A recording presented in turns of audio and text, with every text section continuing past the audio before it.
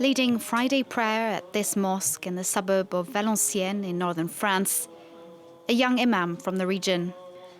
During the sermon, he preaches in both Arabic and French and says that he's horrified by the recent killing of French history teacher Samuel Paty. First of all, it's a violation of the divine message, but it's also an insult to our faith and our religion. A peaceful message in line with the imam training he received, not in France, but in Morocco.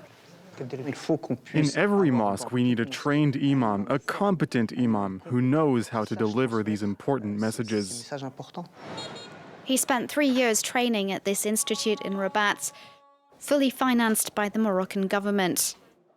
We went to meet him a few months ago while he was still studying there.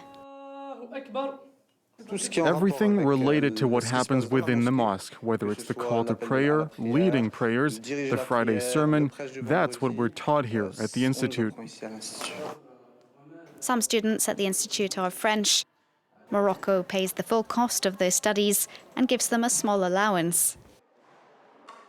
Every month we receive a grant of 2,000 dirhams, about 200 euros. Plus, during the summer holidays, our plane tickets are paid for by the Institute. All the students in this class come from northern France.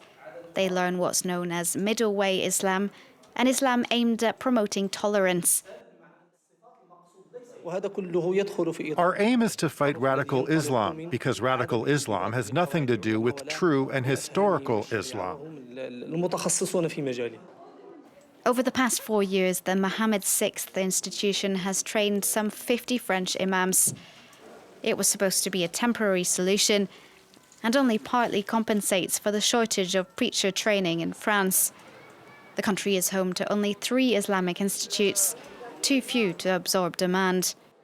Of the 3,000 imams practicing on French territory, the majority were trained abroad in a Muslim country. 300 of them are posted imams, dispatched and paid by Turkey, Algeria and Morocco.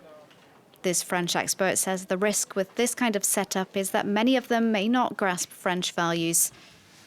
These imams, even though they are very knowledgeable about theology, don't necessarily have that much contact with the younger generations.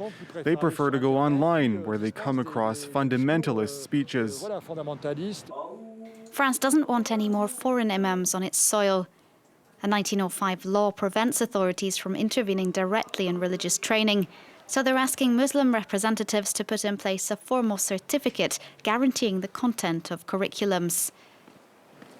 It's important for worshippers to know that their imam has been improved, has been trained to preach correctly, that they are protected from self-proclaimed imams and those who have not met the required training standards. New partnerships between universities and mosques are planned for next school year. But it will be years before France can say all imams working on its territory were trained there.